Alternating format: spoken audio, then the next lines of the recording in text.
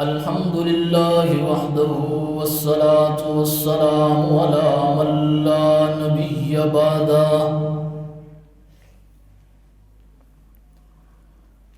وعلى آله وأصحابه الذين أوفوا عهده الذين هم مفاتيح الرحمة ومصابيح الغرر. أعوذ بالله من الشيطان الرجيم. بسم الله الرحمن الرحيم.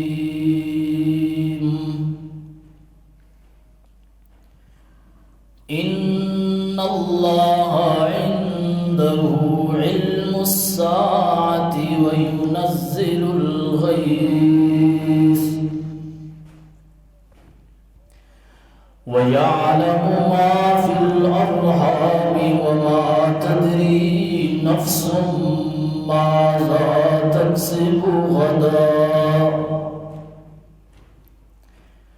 وما تدري نفس ماذا تكسب غدا وما تدري نفس بأي أرض تموت. إن الله عليم خبير. وقال الله تبارك وتعالى في مقام آخر: وعنده مفاتح الغيب لا يعلمها إلا هو ويعلم ما في البر والبحر وما تسقط من ورقة إلا يعلمها ولا حبة في ظلمات الأرض ولا رطب ولا يابس إلا في كتاب مبين.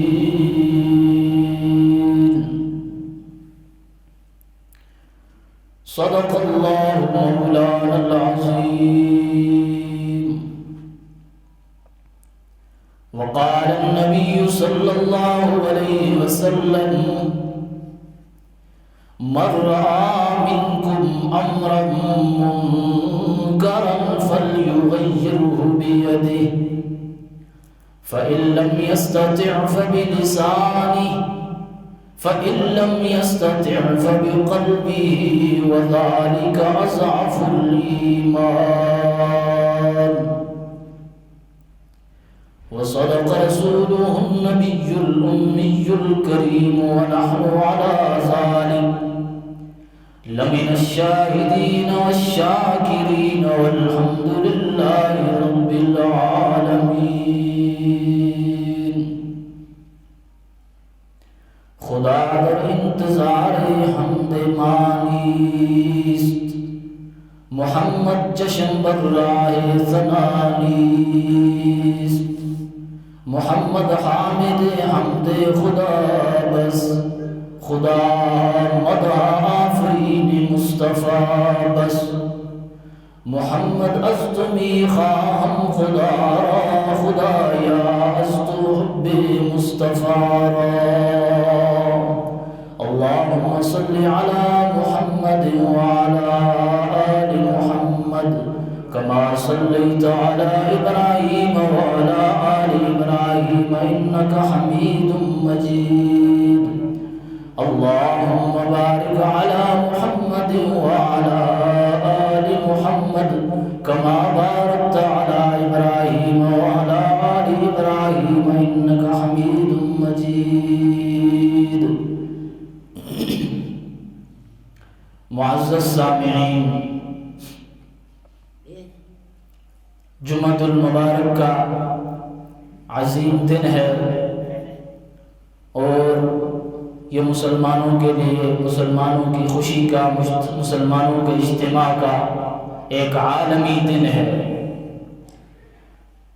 جمعۃ المبارک کے دن پوری دنیا میں اور پوری دنیا کی مساجد میں مسلمان سب مل کر اللہ کے حضور نماز ادا کرتے ہیں۔ اسی سے مسلمانوں کی اجتماعیت کا ثبوت ملتا ہے۔ اللہ تعالیٰ نے ہفتے میں صرف ایک دن رکھا کہ تم سب مل کر آ جایا کرو اور میرے حضور سجدہ ریز ہو جایا کرو، تاکہ باطل قوتوں کو یہ معلوم ہو جائے مسلمان تنہا نہیں ہے، متحد ہے، ان کا اتفاق ہے۔ قرآن کریم کی چند آیات آپ حضرات کے سامنے تلاوت کی گئی۔ سورہ لقمان کی سب سے آخری آیت، اس آیت میں اللہ تعالیٰ نے 5 ضابطے بیان فرمائے۔ 5 ضابطے، وہ ضابطے کہ جو انسان کو معلوم نہیں ہے، انسان کے علم میں نہیں ہے، جو صرف اللہ کو معلوم ہے۔ اللہ کے رسول صلی اللہ علیہ وسلم نے فرمایا، جو حدیث میں نے آپ حضرات کے سامنے پڑھی، اس کا مفہوم پہلے عرض کر دیتا ہوں تاکہ بات سمجھنا آسان ہو جائے۔ اللہ کے رسول صلی اللہ علیہ وسلم فرماتے ہیں، من رآ منکم امرا منکرا، تم میں سے جب کوئی ایسا کام دیکھے جو اسلام کے منافی ہو، اسلام کے مخالف ہو، اسلام اس کام کی اجازت نہ دیتا ہو، وہ کام غلط ہو، فَلْيُغَيِّرْهُ بِيَدِهِ، تمہیں چاہیے کہ اس غلط کام کو اپنے ہاتھوں سے روکو۔ فَلْيُغَيِّرْ، حکم دیا، امر ہے، اور اس لفظ پہ فا بھی داخل ہے، بس تمہیں چاہیے کہ اس کو روکو، بِيَدِهِ، اپنے ہاتھوں کے ساتھ۔ فَإِن لَمْ يَسْتَطِعْ، اگر تم ہاتھ کے ساتھ روکنے کی استطاعت نہیں رکھتے ہو، تمہارے پاس ہاتھ سے روکنے کی طاقت نہیں ہے، فَبِلِسَانِ، تو زبان کا استعمال کرو، اس غلط کام کو، غلط امر کو اپنی زبان سے روکو۔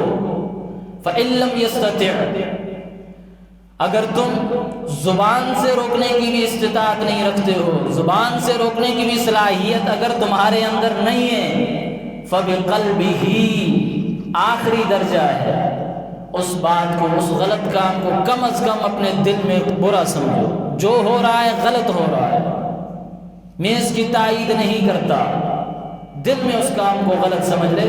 وَذَلِكَ أَضْعَفُ الْإِيمَانِ، ایمان کا سب سے کمزور درجہ یہی ہے۔ آج ہمارے سامنے لاکھوں برائیاں ہوتی ہیں، لاکھوں غلط کام ہوتے ہیں، لیکن ہم خاموش رہتے ہیں، اس کا مطلب یہی ہے کہ ہمارا جو ایمان کا سب سے کمزور درجہ ہے وہ بھی نہیں ہے۔ اگر یہی ہوتا کہ ہم کسی ایک غلط کام کے مخالف ہو جاتے، کم از کم ہمیں یہ سعادت تو ملتی کہ کمزور درجہ ایمان کا تو ہم رکھتے ہیں، لیکن بدنصیب ہیں، ہم اس سے بھی محروم ہیں۔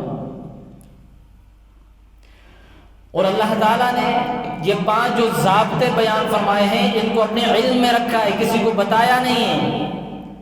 اور بہت سارے لوگ ایسے ہیں جو دلیر اور بہادر بن کر اللہ کے سامنے آ کر کہتے ہیں ان ضابطوں کو ہم بھی جانتے ہیں۔ کچھ ضابطوں کو انہوں نے ہاتھ لگایا ہے۔ کون سا ضابطہ بیان کیا اللہ تعالیٰ نے سب سے پہلا؟ قیامت کے بارے میں کیا کہتا ہے قرآن؟ ان اللہ عنده علم الساعہ، بے شک اللہ ہی کے پاس ہے قیامت کا علم، اللہ کے سوا کوئی نہیں جانتا قیامت کب آئے گی۔ البتہ کچھ نشانیاں اللہ نے بیان فرما دی اپنے آخری رسول محمد عربی صلی اللہ علیہ وسلم کی زبان مبارک سے۔ اللہ کے رسول صلی اللہ علیہ وسلم نے فرمایا کہ جب تمہارے اندر ایک دوسرے کی ہمدردی نہ رہے تو سمجھ جاؤ قیامت آ گئی۔ جب تم ایک دوسرے کے دشمن بن جاؤ سمجھ جاؤ قیامت آ گئی۔ جب تعلقات میں وفا نہ رہے تو سمجھ جاؤ قیامت آ گئی۔ جب بڑھاپے میں خوف خدا نہ رہے سمجھ جاؤ قیامت آ گئی۔ جب نسوانیت میں شرم و حیا نہ رہے تو سمجھ جاؤ قیامت آ گئی۔ یہ کچھ نشانیاں بتا دی، آئے گی کب یہ کوئی نہیں جانتا۔ یہ کون جانتا ہے؟ صرف اللہ ہی جانتا ہے۔ سب سے پہلا ضابطہ قیامت کب آئے گی علم اسی کے پاس ہے۔ وَيُنَزِّلُ الْغَيْثَ، بارش کا علم، بارش کب آئے گی، کہاں کہاں ہوگی، کتنی مقدار میں ہوگی، کم ہوگی یا زیادہ ہوگی، موسلادھار ہوگی، اللہ کے سوا کوئی نہیں جانتا۔ اس ضابطے کو بعض لوگوں نے ہاتھ لگایا۔ آپ نے سنا ہوگا محکمہ موسمیات والے، بارش کا علم اللہ کے پاس ہے اور ہمیں دلائل دے رہے ہیں محکمہ موسمیات والے۔ فلاں دن ہوگی، فلاں آج کل تو وقت بھی بتایا جا رہا ہے، فلاں وقت میں اتنی بارش ہوگی، فلاں دن مطلع صاف رہے گا، فلاں دن گرج چمک کے ساتھ بارش کا امکان ہے، جبکہ اللہ جانتا ہے یہ علم میرے پاس ہے، انسانوں کے پاس نہیں۔ اصل میں لوگ اللہ تعالیٰ کے ضابطے کو سمجھے ہی نہیں ہیں۔ جو اختیار اللہ کے پاس ہے وہ بندوں کے پاس ہے ہی نہیں ہے۔ یہ اللہ تعالیٰ نے واضح کیا، بارش کا علم بھی اسی کے پاس۔ تیسرا ضابطہ بیان فرمایا، وَيَعْلَمُ مَا فِي الْأَرْحَامِ،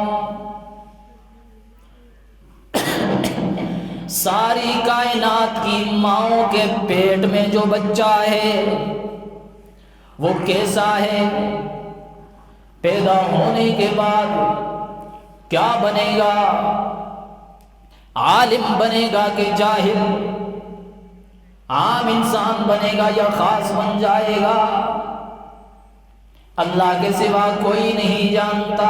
ما فی الارحام، یہ جو لفظ ماں ہے نا، یہ عمومیت کے لیے ہے کہ جو کچھ بھی اس بچے کے ساتھ مستقبل میں ہونے والا ہے اس کے بارے میں اللہ کے سوا کوئی نہیں جانتا۔ کون جانتا ہے؟ صرف اللہ جانتا ہے۔ آگے چوتھا ضابطہ، وما تدری نفس ماذا تکسب غدا، آنے والے کل کے بارے میں یہ کوئی نہیں جانتا کل کیا ہونے والا ہے، زندہ رہے گا یا نہیں رہے گا، صحت مند رہے گا یا نہیں رہے گا، امیر دولت مند رہے گا یا نہ رہے گا، آزمایا جائے گا۔ آنے والی کل کے بارے میں کسی کے پاس علم نہیں ہے کیا کچھ ہونے والا ہے۔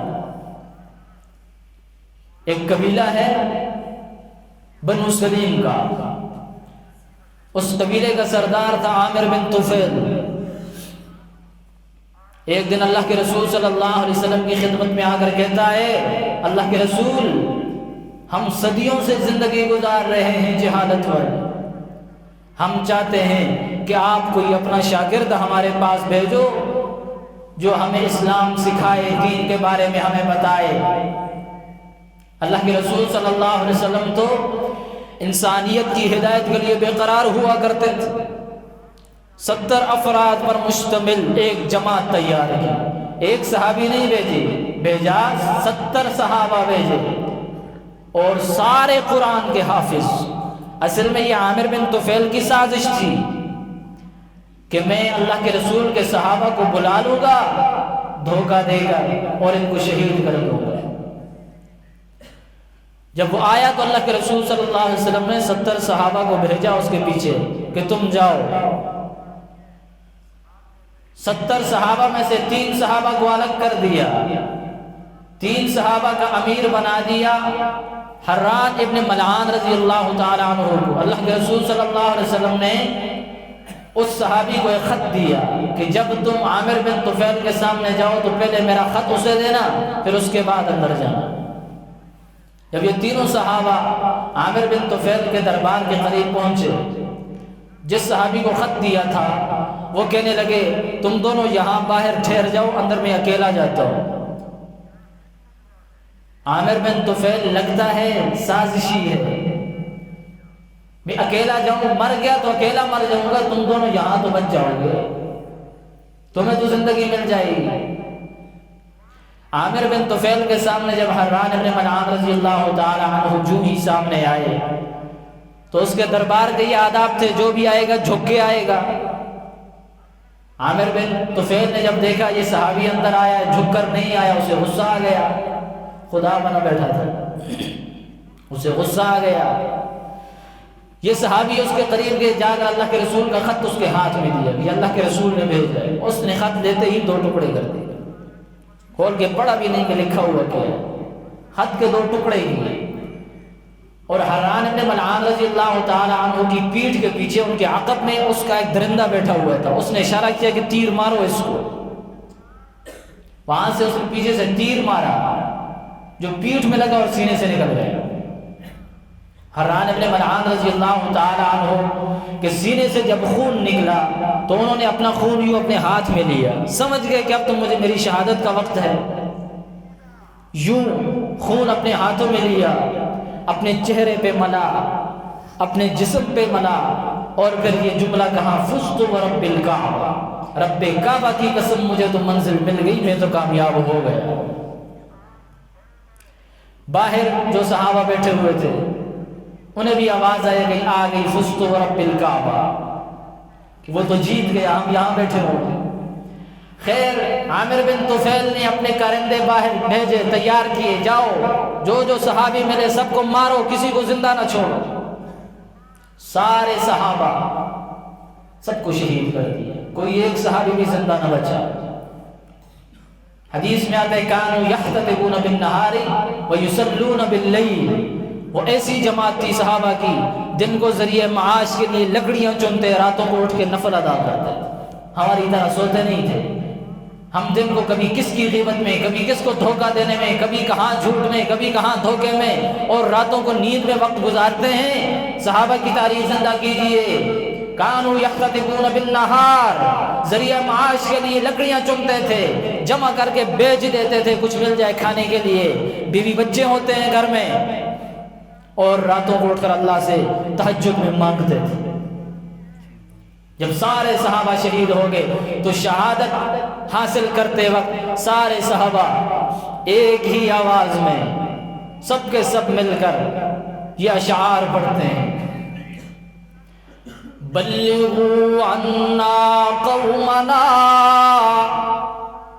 بلغوا عنا قومنا، انا لقینا ربنا فرضی عنا وارضانا۔ او اللہ کے فرشتوں، ہمارے گھر والے اپنے گھروں میں بیٹھے ہیں، ہمارے آقا مدینہ المنورہ میں بیٹھے ہیں، انہیں معلوم نہیں ہم پہ کیا گزر رہی ہے، دوڑتے ہوئے جاؤ، جا کر میرے آقا کو یہ پیغام سنا دو، بلغوا عنا قومنا، ہماری قوم تک یہ بات پہنچا دو، انا لقینا ربنا۔ آج بیر معونہ کے سینے پر ہماری رب سے ملاقات ہو گئی، فرضی عنا وارضانا، یہ ملاقات اس قدر کامیاب ہو گئی، ہم رب سے راضی ہو گئے، رب ہم سے راضی ہو گیا، ہمیں تو منزل مقصود مل گئی۔ دوڑتے ہوئے جاؤ، خوشخبری سناؤ ہمارے آقا کو، ہوا کے جھونکے آئے، ہوا کے جھونکوں نے کہا شاگرد سارے چلے گئے دنیا سے۔ اللہ کے رسول صلی اللہ علیہ وسلم نے کبھی کسی کے لیے بد دعا نہیں فرمائی، لیکن عامر بن طفیل بدبخت کے لیے بد دعا کے لیے ہاتھ اٹھے۔ صحابہ کرام فرماتے مسلسل 30 دن تک، 1 مہینہ مسلسل، فجر کی نماز میں دوسری رکعت میں رکوع سے اٹھنے کے بعد سجدے میں جانے سے پہلے قنوت نازلہ پڑھی گئی۔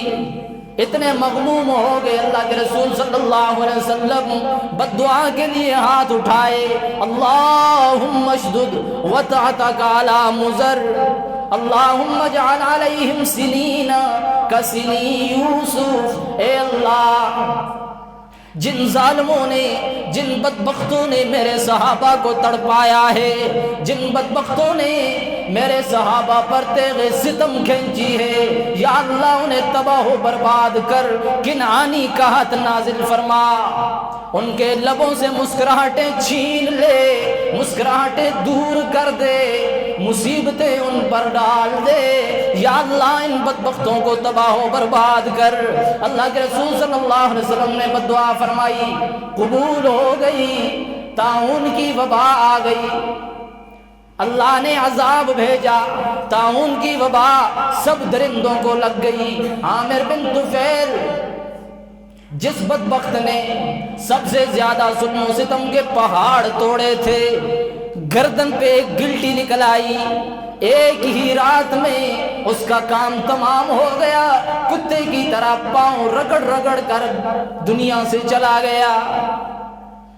لیکن بات اتنی سمجھانا مقصود ہے، اگر میرے آقا کو، اللہ کے رسول صلی اللہ علیہ وسلم کو یہ معلوم ہوتا کہ میرے صحابہ کے ساتھ یہ درندے یہ کر دیں گے تو انہیں بھیجتے اس عامر بن طفیل کے حوالے کرتے؟ کبھی نہ کرتے، اس لیے کہ اللہ ہی جانتا ہے کہ آنے والے کل میں کیا ہونے والا ہے، نبی بھی نہیں جانتا۔ آج کل کے بدبخت نام نہاد اٹھ کر کھڑے ہو جاتے ہیں، کچھ باتیں ہمارے پاس بھی ہیں کیونکہ ہم اس کے قریب ہیں، وہ ہمیں بتا دیتا ہے، ہم بھی جانتے ہیں۔ اگر جانتے ہوتے تو اللہ کے رسول صلی اللہ علیہ وسلم کے 70 صحابہ شہید نہ ہوتے، عامر بن طفیل ان پر ظلم و ستم کے پہاڑ نہ توڑتا، لیکن اللہ کے رسول صلی اللہ علیہ وسلم کو بھی معلوم نہیں تھا۔ وَمَا تَدْرِي نَفْسٌ مَاذَا تَكْسِبُ غَدًا، کوئی نہیں جانتا آنے والے کل میں کیا ہونے والا ہے۔ وَمَا تَدْرِي نَفْسٌ بِأَيِّ أَرْضٍ تَمُوتُ، کوئی نفس یہ بھی نہیں جانتا اس کی موت کب آئے گی۔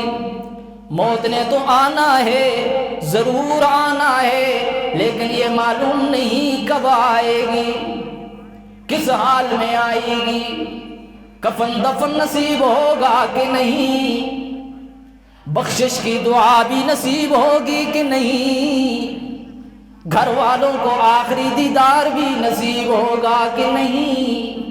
آنا تو ضرور ہے موت نے، ہم کہتے ہیں بوڑھے ہو کر مریں گے، موت بڑھاپے کو نہیں دیکھتی، موت لڑکپن کو بھی نہیں دیکھتی، موت بچپن کو بھی نہیں دیکھتی، موت جوانی کو بھی نہیں دیکھتی، موت صحت مندوں کو بھی نہیں دیکھتی، دولت مندوں کو بھی نہیں دیکھتی، موت تو صرف حکم کو دیکھتی ہے۔ حکم آ جائے صحت مند بھی جاتے ہیں، بیمار بھی جاتے ہیں، غریب بھی جاتے ہیں، امیر بھی جاتے ہیں، ثروت میں وقت گزارنے والے بھی جاتے ہیں، غربت میں وقت گزارنے والے بھی جاتے ہیں، حاکم بھی جاتا ہے، محکوم بھی جاتی ہے، بادشاہ بھی جاتا ہے، رعایا بھی جاتی ہے، باپ بھی جاتا ہے، بیٹا بھی جاتا ہے، یہی تو اس کی طاقت ہے۔ باپ سے بیٹے کو چھین لیتا ہے، بیٹے سے باپ کو چھین لیتا ہے، یہی تو اس کی سپر پاور ہے نا۔ اسی لیے حق تعالیٰ نے فرمایا وَمَا تَدْرِي نَفْسٌ بِأَيِّ أَرْضٍ تَمُوتُ، کوئی نفس یہ نہیں جانتا موت اس کی کب آنے والی ہے، شاید سمندر میں ڈوب جائے، کسی پہاڑ سے گر جائے، کوئی قتل کر دے، کوئی نہیں جانتا۔ ان اللہ علیم خبیر،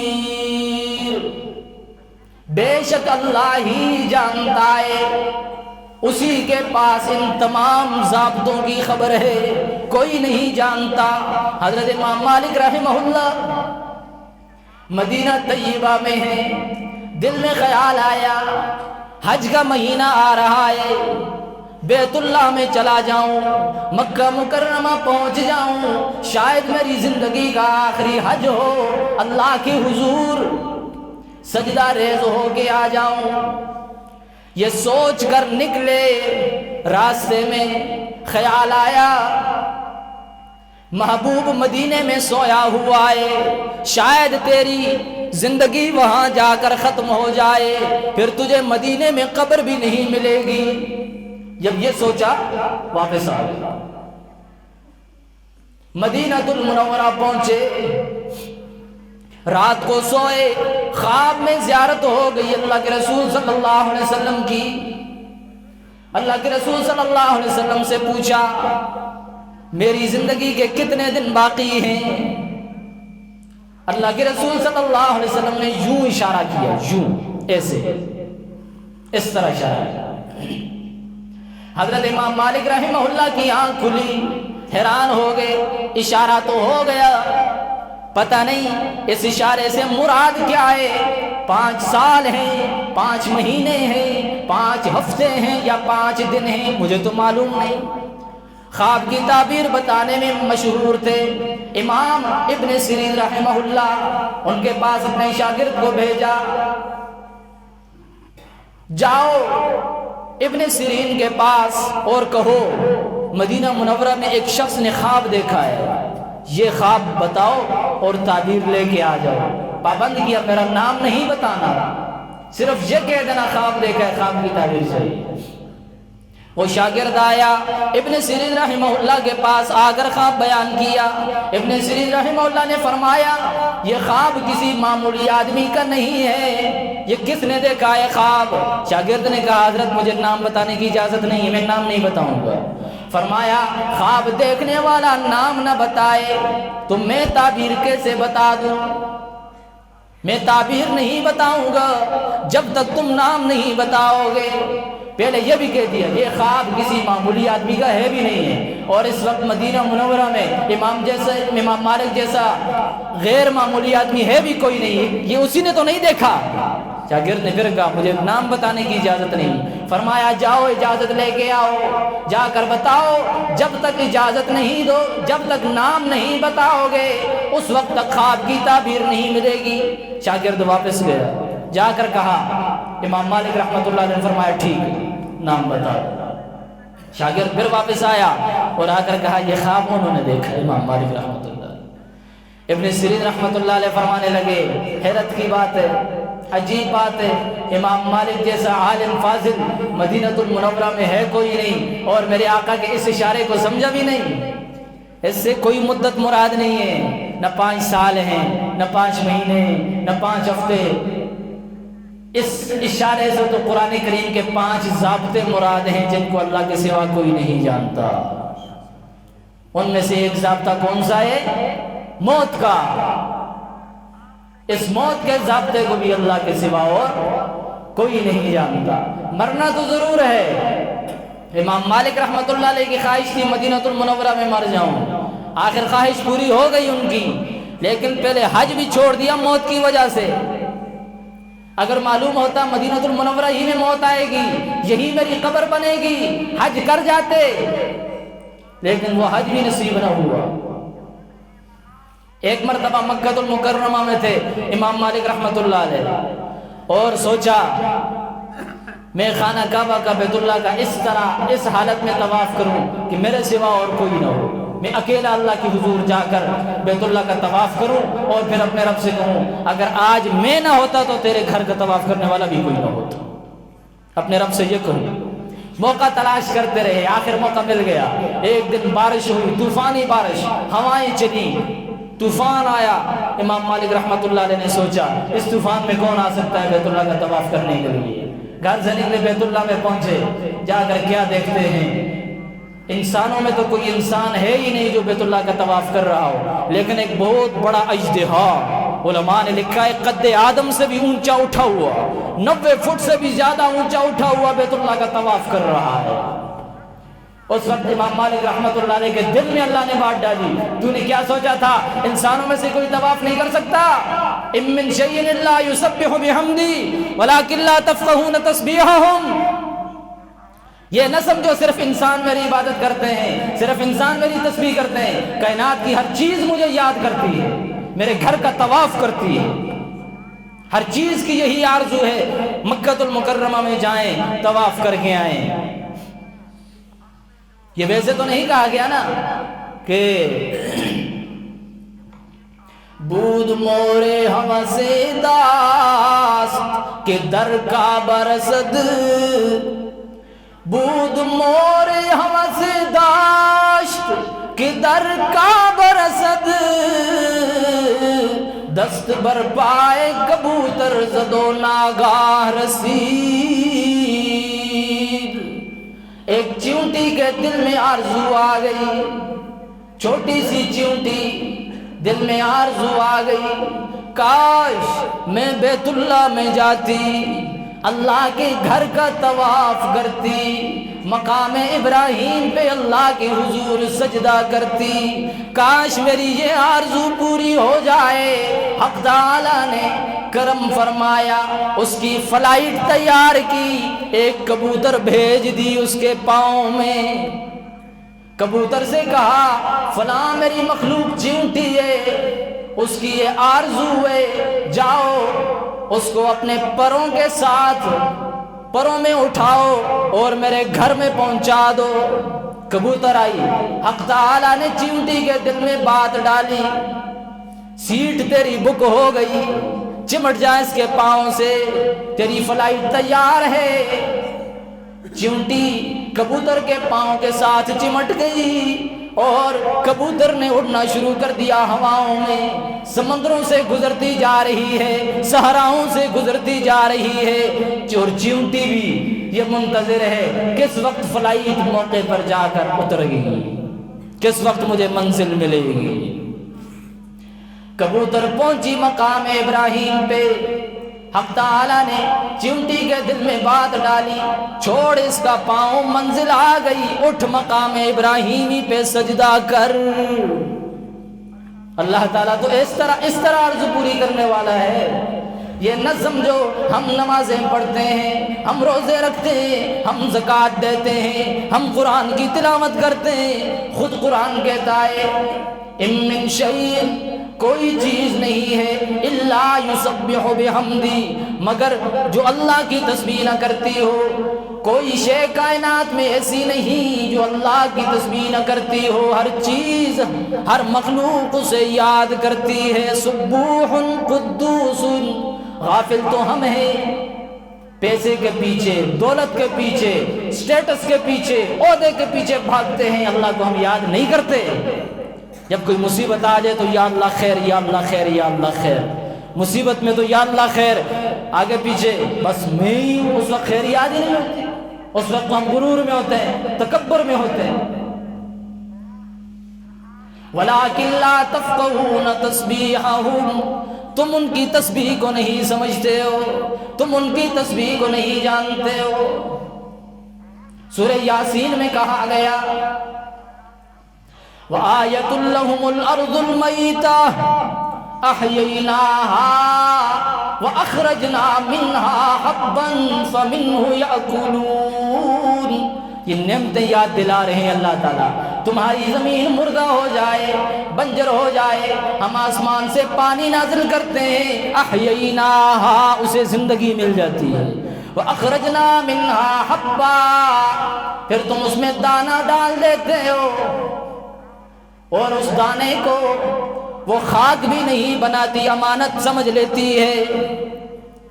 اگر تم خاک میں فولاد بھی دفن کر دو، لوہا بھی دفن کر دو، کچھ دن کے بعد دیکھو خاک بن جائے گا۔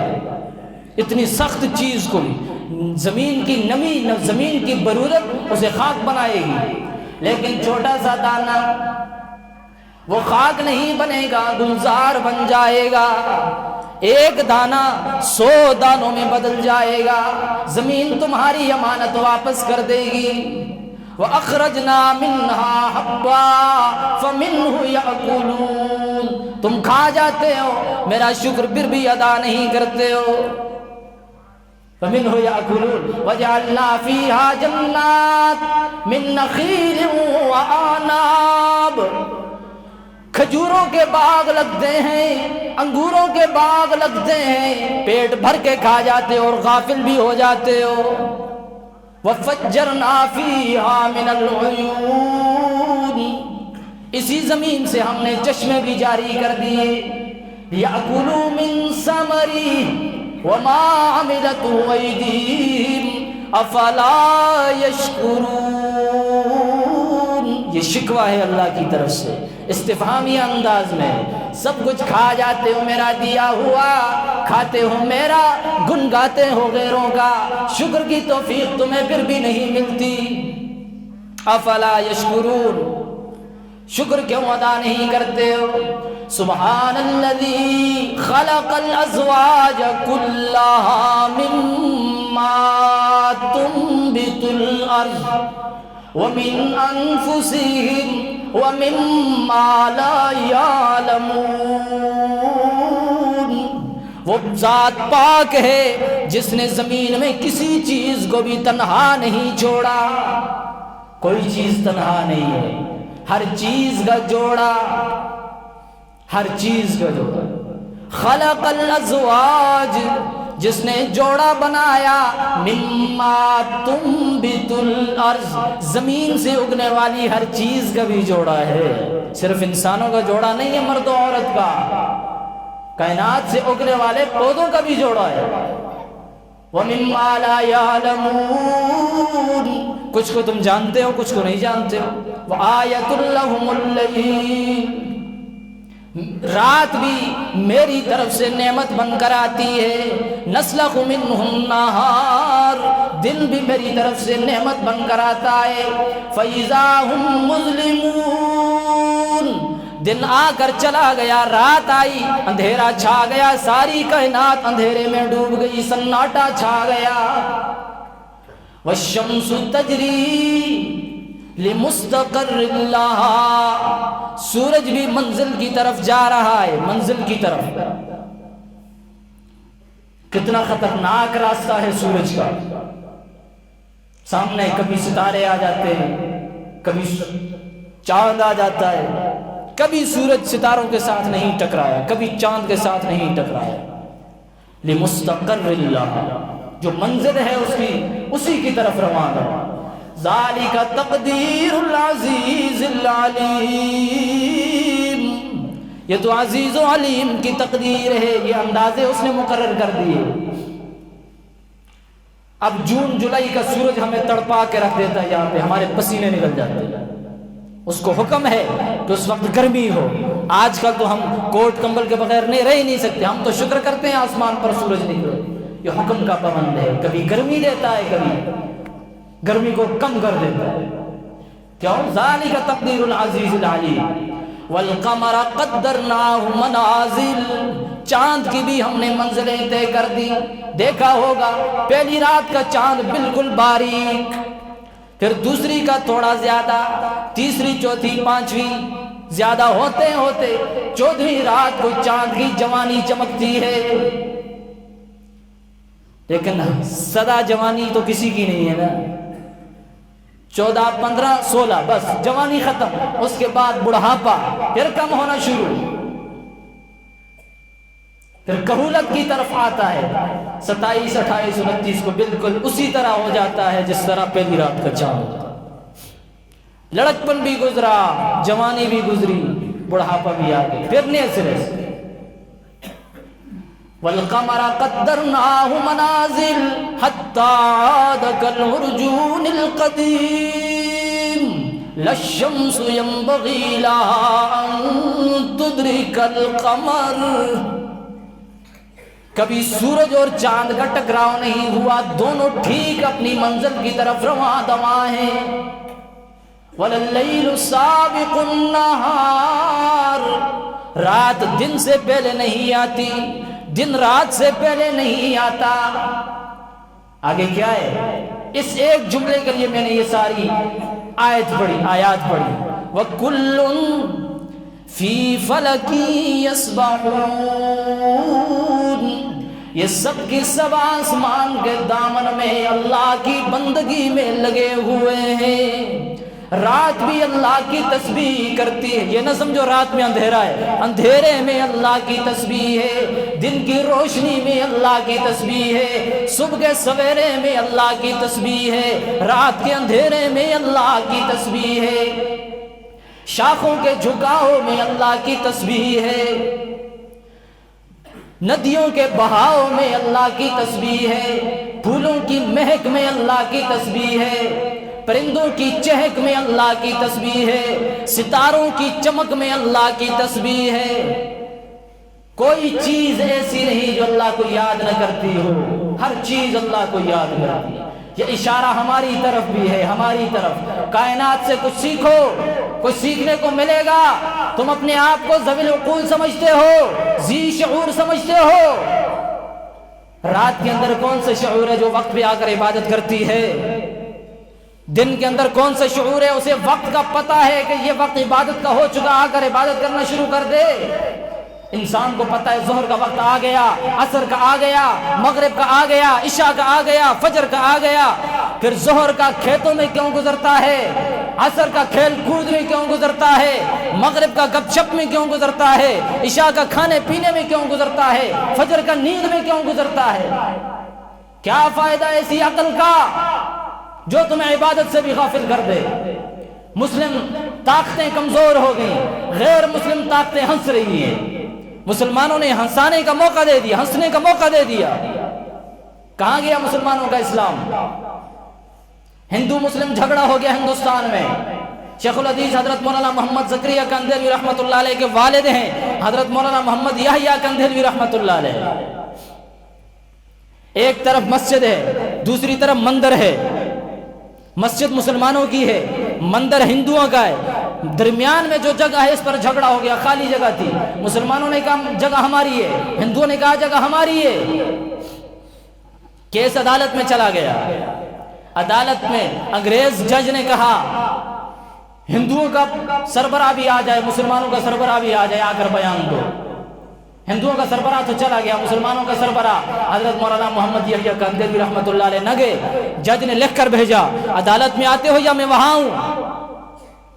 جب خط آیا حضرت نے خط پڑھا تو دوسری طرف لکھا میں نے قسم اٹھا کے رکھی ہوئی ہے، میں نے اپنے رب سے وعدہ کیا ہے جب تک زندہ ہوں انگریز کا چہرہ نہیں دیکھوں گا، کیونکہ یہ میرے اللہ کا اور میرے نبی کا دشمن ہے، میں اس کا چہرہ نہیں دیکھوں گا۔ انگریز نے کہا ٹھیک ہے، ہم آپ کے وعدے کی لاج رکھتے ہیں، آپ آ جاؤ عدالت میں، میری طرف چہرہ نہ کرو، میری طرف پیٹھ کر دو، چہرہ دروازے کی طرف کر دو، لیکن آ کر بیان تو دو تاکہ پتہ چلے جگہ مسجد کی ہے یا مندر کی ہے، مسلمانوں کی ہے یا ہندوؤں کی ہے۔ حضرت یہ شرط مان کر عدالت میں تشریف لائے، آتے ہی جج کی طرف پیٹ کر کے کھڑے ہو گئے۔ جج نے کہا حضرت بولو یہ جگہ کس کی ہے؟ مسلمان سارے خوشی کے ساتھ دوڑتے ہوئے نعرہ لگاتے ہوئے آتے ہیں آج مسلمان جیتیں گے، جگہ مسجد کو مل جائے گی، ہندوؤں کو نہیں ملے گی، یہ جگہ مسجد کی ہے۔ مسلمان اپنی جگہ پر خوش ہیں۔ حضرت آتے ہی بیان دیا مجھے یہ معلوم نہیں ہے جگہ مسلمانوں کی ہے یا ہندوؤں کی ہے، اتنا مجھے معلوم ہے جگہ مسجد کی نہیں ہے۔ یہ نہیں معلوم جگہ مسلمانوں کی ہے یا ہندوؤں کی ہے، البتہ یہ معلوم ہے جگہ مسجد کی نہیں ہے۔ جج نے کہا جب مسجد کی نہیں تو پھر مندر کی ہوگی۔ مندر کے بارے میں فیصلہ ہو گیا، جگہ مندر کو گئی۔ مسلمان تانا دینا شروع ہو گئے، تم نے یہ کر دیا، تمہارے پاس موقع تھا، ہندوؤں سے تم جگہ لے سکتے تھے، جھوٹ بول دیتے نا، کیا ہوتا تھا؟ کہا ایک جھوٹ کے پیچھے میں اپنے ایمان کو داؤ پہ لگا سکتا ہوں، تمہیں راضی کرنے کے لیے اپنے رب کو ناراض کر سکتا ہوں۔ ایسی ہوتی ہے مسلمانی، ایسا ہوتا ہے اسلام۔ جب وہاں سے نکل کر گھر آئے، رات آ گئی، حضرت تہجد کی نماز پڑھ رہے ہیں، دروازے پہ دستک ہوئی، دروازہ کھولا گیا، سامنے ہندو کھڑے ہیں، قطار اندر قطار کھڑے ہیں، سارے ہندو آئے، سب مل کر آ کر کہنے لگے ہم تمہیں مبارکباد دینے کے لیے آئے، اور وہ مبارکباد یہ ہے تم یہ نہ سمجھو تم مسلمان ہار گئے ہو، اتنی بات ضرور ہے مسلمان ہارے ہیں، اسلام جیتا ہے، تم نے اسلام کی حقانیت کا ثبوت دیا ہے، تم نے اسلام کا پرچم گرنے نہیں دیا،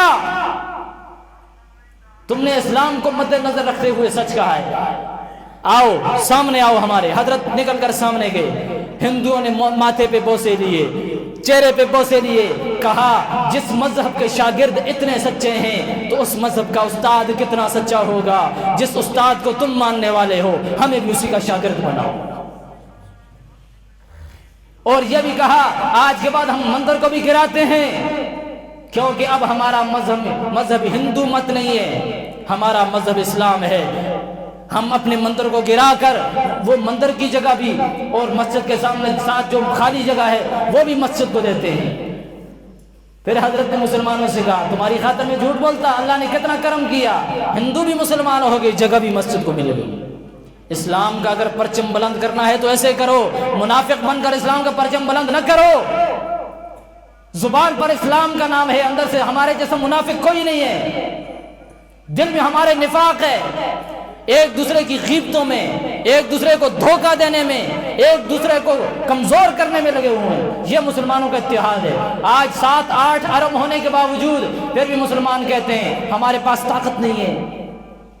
عیسائی کروڑوں کی تعداد میں، اربوں کی تعداد میں نہیں ہے، لیکن پوری دنیا پہ غالب آ چکے ہیں اس وقت۔ مسلمان اپنے اسلام کو لے کر کبھی مسجد میں بیٹھے ہوئے ہیں، کبھی گھروں میں بیٹھے ہوئے ہیں، کبھی کہاں گھومتے پھرتے ہیں غفلت میں۔ لہٰذا اگر اسلام کا پرچم بلند کرنا ہے تو صحیح معنوں میں اسلام کا پرچم بلند کرنا پڑے گا، وہی اسلام جو اللہ کے رسول نے ہمارے دامن میں دیا ہے۔ ادھر ادھر کی باتیں نہیں چلیں گی، جو قرآن و سنت سے ہمیں ملا ہے بس اسی کو ہم اسلام سمجھیں گے۔ وَمَن يَبْتَغِ غَيْرَ الْإِسْلَامِ دِينًا فَلَن يُقْبَلَ مِنْهُ، یہ بھی قرآن کہہ رہا ہے۔ قرآن اور حدیث کے علاوہ جو دین کی بات تمہارے سامنے آ جائے رد کر دو، اسلام کے علاوہ کسی مذہب کو فالو نہ کرو۔ عیسائیت اپنی جگہ پر رہے گی، یہودیت رہے گی، دنیا میں ہزاروں مذہب ہیں، سارے باطل ہیں، سچا مذہب صرف اور صرف اسلام ہے۔ اور انشاءاللہ اسلام ہمیشہ سر بلند تھا، ہمیشہ سر بلند ہے اور ہمیشہ سر بلند رہے گا۔ دنیا کی کوئی طاقت اس کو کمزور نہیں کر سکتی۔ خود میرے نبی نے کہا ہے الاسلام یعلو ولا یعلا، جب تک اسلام رہے گا ہمیشہ سر بلند رہے گا۔ اگرچہ اسلام کو ماننے والا ایک بھی نہ ہو پھر بھی اسلام کا پرچم ہمیشہ بلند رہے گا۔ غنیمت سمجھو، آج جو اسلام کی تبلیغ کرنے والے ہیں اہل حق علماء، بیٹھو ان کے دامن میں، یہ غنیمت ہے تمہارے پاس، نعمت ہے اللہ کی۔ جب نعمت ہاتھ سے جاتی ہے قدر اس وقت آتی ہے، لہٰذا اسی وقت کو غنیمت سمجھا جائے۔ بڑے دکھ کی بات ہے کہ آج ہم اسلام کا نام لیتے ہیں لیکن حقیقت میں ہم اسلام کے فالوورز ابھی تک نہیں بنے۔ ہمارا حلیہ اسلام کے خلاف، ہمارا رہن سہن اسلام کے خلاف، ہماری ثقافت اسلام کے خلاف، ہماری تہذیب و تمدن اسلام کے خلاف، ہمارے معاملات اسلام کے خلاف، گھر کی زندگی اسلام کے خلاف، باہر کی زندگی اسلام کے خلاف، تو پھر ہمارا مذہب اسلام تو نہ ہوا، پھر تو ہم کسی اور مذہب کو ماننے والے ہوئے۔ دشمنی کرنی ہے تو ابو جہل کی طرح میدان میں آ کر کرو، بدبخت نے گھر میں چھپ کر نہیں کی، بہادری کی اس نے، اس بہادری پر اسے داد دو، اس جیسا دشمن تمہیں کوئی نہیں ملے گا۔ دشمنی سیکھنی ہے تو ابو جہل سے سیکھو، دوستی سیکھنی ہے تو ابو بکر صدیق سے سیکھو۔ دونوں مثالیں ہمارے پاس موجود ہیں، دو راستے ہیں، یا ابو جہل بنو یا ابو بکر بنو، یا مرد بنو یا عورت بنو، درمیان والی چیز نہ بنو۔ ابو بکر صدیق نے دوستی میں وفا کی ہے، ابو جہل بدبخت نے دشمنی میں وفا کی ہے۔ اور ایک درمیان میں تھا منافق عبداللہ بن ابی، کبھی ابو بکر کے ساتھ ہوتا، کبھی ابو جہل کے ساتھ ہوتا، تو اللہ تعالیٰ نے کہا ان المنافقین فی الدرک الاسفل من النار۔ ابو جہل در کے اسفل میں نہیں جائے گا، سب سے نچلے درجے میں نہیں جائے گا، ابو جہل تھوڑا اوپر ہے، لیکن عبداللہ بن ابی تو سب سے نیچے ہے۔ آج مسلمان منافق بنے پھرتے ہیں، صاف کیجیے اپنے دلوں کو، کسی کے خلاف کوئی ضد نہ ہو، کوئی حسد نہ ہو، کوئی عناد، کوئی دشمنی نہ ہو، سچی محبت اپنے دلوں میں پیدا کرو، سچی محبت پیدا کرو۔ جب سچی محبت ہمارے دل میں آ جائے گی، ہم ایک دوسرے کے خیرخواہ بن جائیں گے، ایک دوسرے کے ہمدرد بن جائیں گے، تو اللہ کی نظر کرم بھی شامل ہو جائے گی ہمارے ساتھ۔ لہٰذا کوشش یہ کرو، آج اسلام کو اگر ماننے والے ہو تو تمہیں اسلام بچانے والا بھی ہے، میں یہ دعوے سے کہتا ہوں، اسلام ہی تمہیں بچائے گا۔ لیکن اسلام کے ساتھ جو ہمارے حالات ہیں، ان حالات میں اسلام ہمیں نہیں بچائے گا۔ لہٰذا کوشش کیجئے کہ اسلام کو ہم اسی طرح من و عن تسلیم کر لیں جس طرح اللہ تعالیٰ نے آسمان سے ہمارے لیے نازل کیا تھا، بھیجا تھا۔ وقت شاید پورا ہو رہا ہے، میں اسی پر اکتفا کرتا ہوں۔ وآخر دعوانا الحمدللہ رب العالمین۔